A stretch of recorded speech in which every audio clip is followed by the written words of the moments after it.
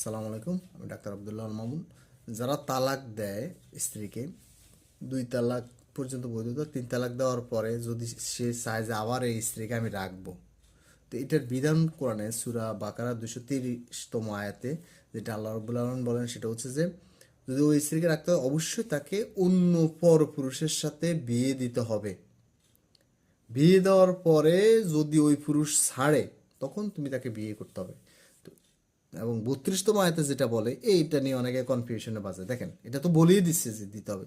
তো 32তম আয়াতে যেটা বলে যে ওই দ্বিতীয় যে পর পুরুষের সাথে বিয়ে দিচ্ছেন, বিয়ে দেওয়ার পরে সে যদি আবার ছাড়ি দেয় তখন সে ইদ্যত পালন করবে। এবং কি ইদ্যত কয়দিন?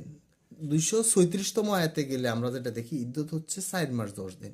তাহলে এখানে দুইটা ইদ্যত পালন করতে হবে। যখন আপনি ছাড়বেন, ছাড়ার পরে সে 4 মাস 10 দিন অপেক্ষা করবে। এটা কার জন্য? যারা বিধবা, মানে যার স্বামী মারা গেছে অথবা তালাক দিচ্ছে, 4 মাস 10 দিন করার পরে সে বিয়ে করবে।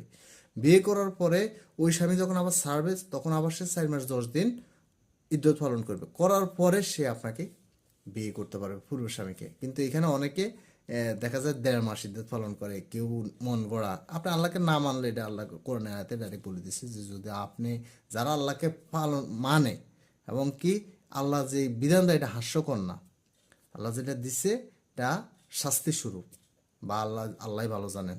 কারণ এটা হচ্ছে নিয়ম যে আপনার ইলিবিয়েটিয়ে যে বিয়ে দিলাম, ঘরের ভিতরে ঘুরে গেড়ে দিলে এরকম কোনো কিছু সিস্টেম না। আগে ফার্স্টে ইদ্যত পালন করতে হবে 4 মাস 10 দিন, এরপরে আরেকজন পর পুরুষকে বিয়ে করতে হবে।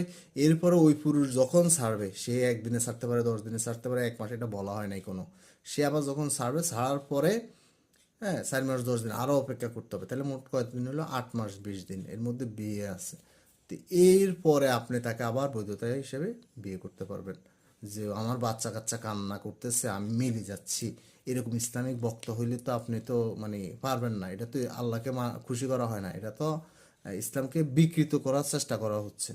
তো ধন্যবাদ, আশা করি বুঝতে পারছেন।